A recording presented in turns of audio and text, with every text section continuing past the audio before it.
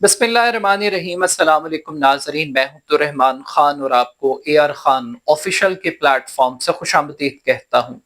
नाज़रीन, अमरीकी सदर डोनाल्ड ट्रंप सीज फायर माहिदे पर अमल दरामद करवाने में क्यों नाकाम है?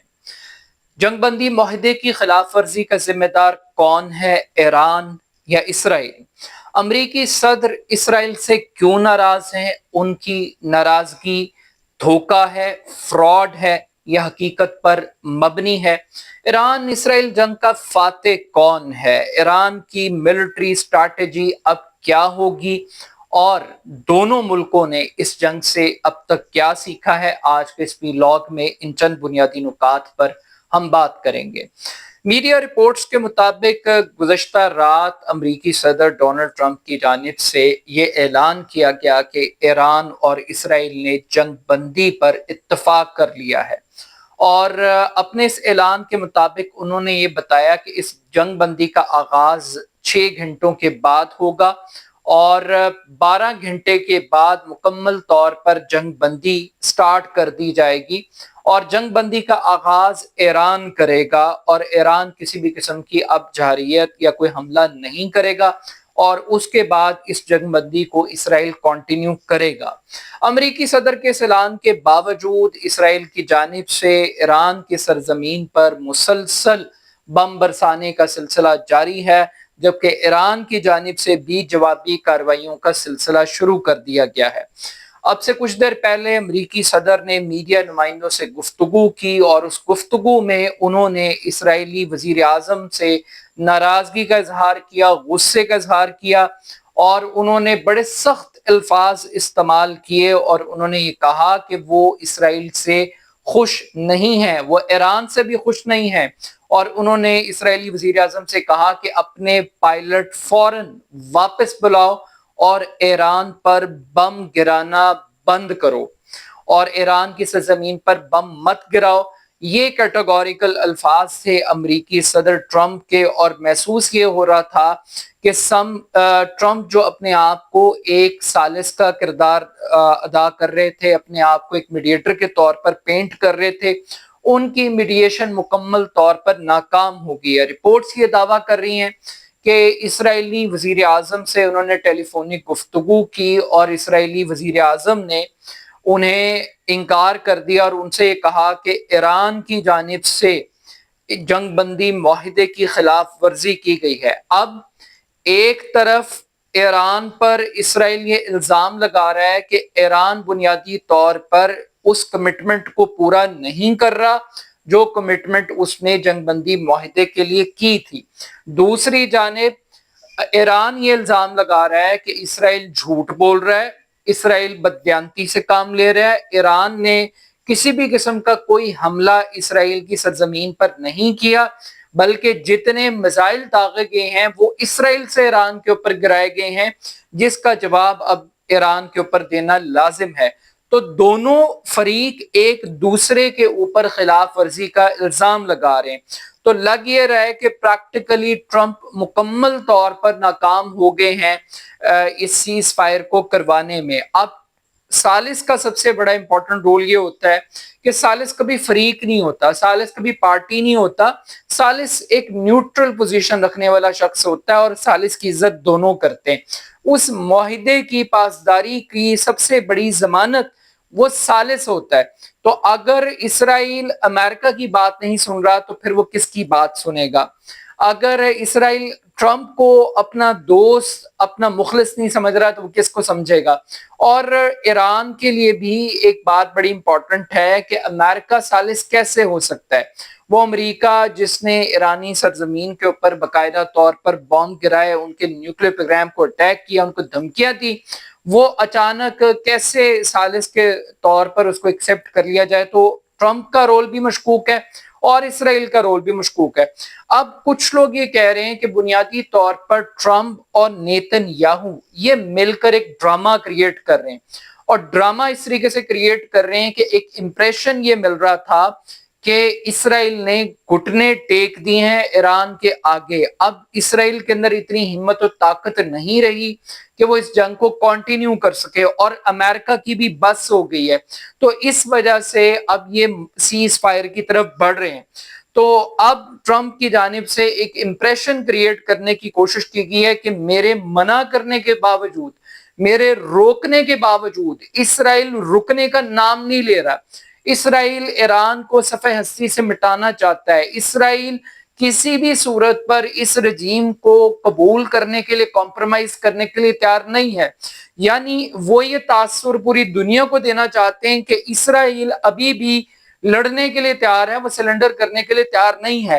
یہ ایک امپریشن ہے، اور یہ امپریشن اسی صورت میں قائم رہ سکتا ہے کہ ٹرمپ نیتن یاہو کی منتیں کریں، ترلے کریں، پوری دنیا کو یہ باور کرا دیں کہ جناب میں تو بہت منع کر رہا ہوں، روکنے کی کوشش کر رہا ہوں، لیکن نیتن یاہو میری بات سننے کے لیے تیار نہیں ہے. ایک تو انالوجی ہے کہ یہ ڈرامہ ہو رہا ہے. دوسری انالوجی یہ ہے کہ بیسیکلی نیتن یاہو انہیں سوٹ کرتا ہے کہ یہ جنگ طوالت پکڑے، انہیں سوٹ کرتا ہے کہ یہ جنگ مزید پھیلے، انہیں سوٹ کرتا ہے کہ وہ مسلسل امریکہ کو اس جنگ کے اندر انوالو کر کے رکھیں، انگیج کر کے رکھیں، بالکل اسی طریقے سے جس طریقے سے انہوں نے 2 سال، تقریباً 2 سال ہونے کو ہیں، انہوں نے غزہ کی جنگ کو کنٹینیو رکھا ہے. اب وہ چاہتے ہیں کہ وہ ایران کو بھی غزہ کے اندر کنورٹ کریں. اب وہ کیوں چاہتے ہیں کہ یہ جنگ تسلسل اس کا برقرار رہے اور جنگ بندی معاہدہ نہ ہو، کوئی سیز فائر نہ ہو،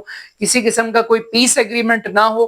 اس کی بڑی بنیادی وجہ یہ ہے کہ جو دفاعی تجزیہ کار ہیں وہ یہ دعویٰ کر رہے ہیں کہ جو امریکہ نے اٹیک کیا تھا ایران کی سرزمین پر، بنیادی طور پر وہ فلاپ اٹیک تھا. ایران کی نیوکلیئر انسٹالیشنز کو کسی بھی قسم کا نقصان نہیں پہنچا، اور اس کی بڑی وجہ یہ ہے کہ وقت سے پہلے ایران نے ان نیوکلیئر سائٹس کو خالی کر دیا تھا.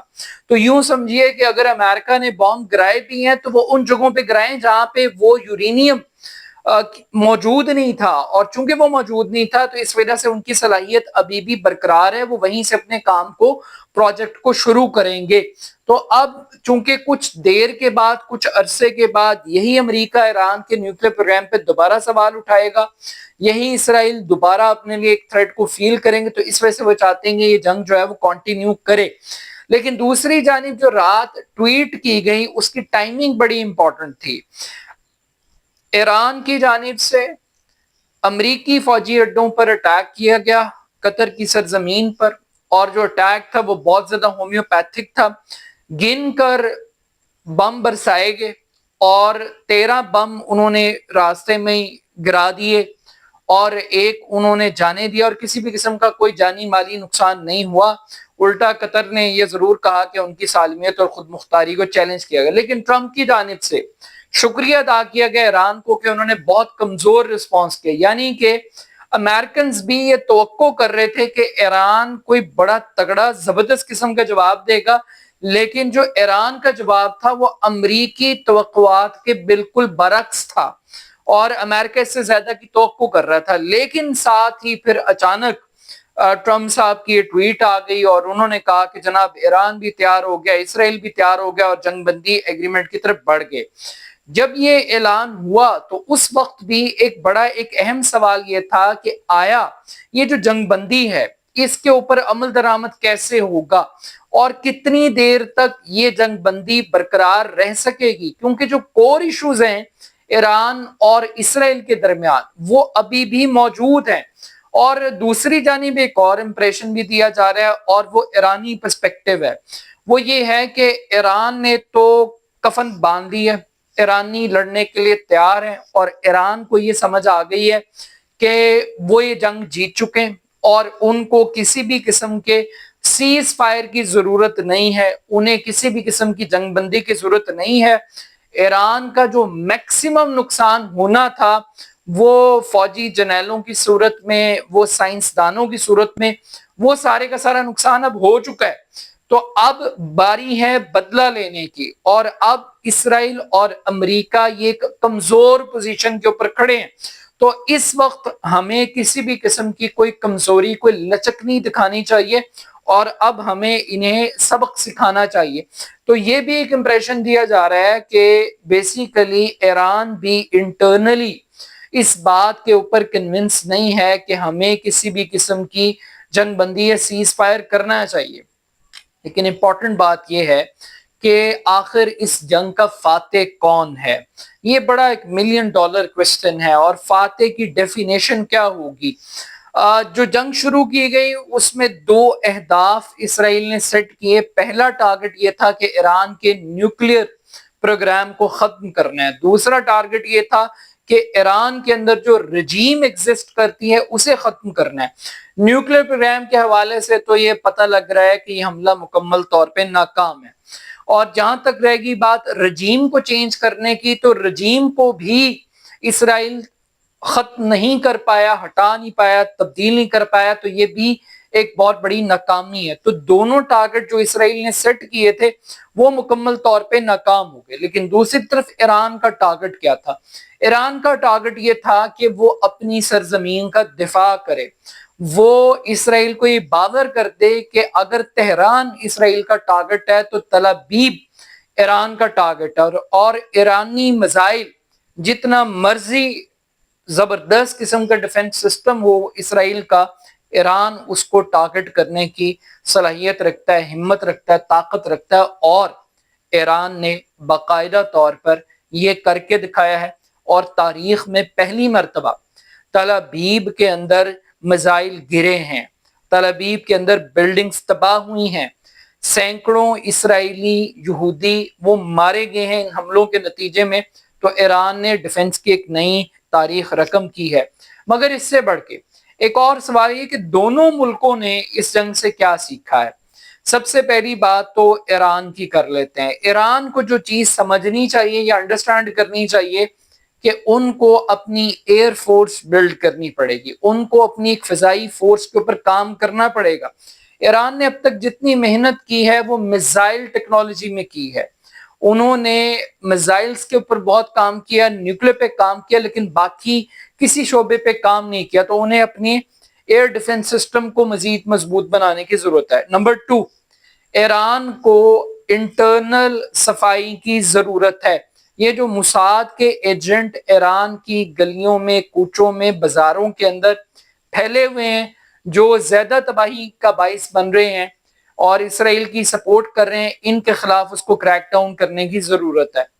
تیسرے نمبر پر اگر ہم اسرائیل کی بات کریں تو اسرائیل کو یہ سمجھنا چاہیے کہ اسرائیل ناقابل تسخیر نہیں ہے. اسرائیل کو جو غلط فہمی ہے کہ وہ ایران کو ملیہ میٹ کر دے گا، اسرائیل نے اپنی طاقت دیکھ لی ہے کہ وہ اکیلا ہو، اس کے ساتھ یورپ پورا ہو یا امریکہ پورا ہو، وہ مل کر بھی ایران کو شکست نہیں دے سکتے، ایران کو گرا نہیں سکتے. تو انہیں اپنی دفاعی صلاحیت کو ری وزٹ کرنا پڑے گا کہ ایران اتنا کمزور نہیں ہے جتنا کمزور اسرائیل ایران کو تصور کر کے اس جنگ کو شروع کر رہا تھا. اور جو نیکسٹ چیز ہے کہ ایکشن کا ریاکشن آتا ہے. یہ پاسبل نہیں ہے کہ سارے تھپڑ آپ ہی کے لگیں، بدلے میں بھی کچھ ریٹرن میں بھی آپ کو اٹیک آ سکتا ہے. بٹ سٹل دونوں ملکوں کے لیے بہت زیادہ لیسنز ہیں جنگ کے حوالے سے، ڈیفنس کے حوالے سے. لیکن باٹم لائن یہی ہے کہ امریکی صدر ڈونلڈ ٹرمپ سیز فائر پر عمل درآمد کروانے میں مکمل طور پر ناکام ہو چکے ہیں. اور اس کی ناکامی کی سب سے بڑی وجہ نیتن یاہو کا جنگی جنون ہے اور ان کی وہ اسٹریٹجی ہے کہ وہ اس جنگ کو طوالت دینا چاہتے ہیں، کنٹینیو رکھنا چاہتے ہیں. بٹ اب دیکھتے ہیں کہ ٹرمپ کی دھمکیاں صرف دھمکیاں ثابت ہوں گی یا پریکٹیکلی بھی کچھ نکل کر سامنے آئے گا. اپنا فیڈ بیک مجھے ضرور دیجیے گا. میرے YouTube channel AR Khan official کو ضرور سبسکرائب کیجیے گا. بہت شکریہ. اللہ حافظ.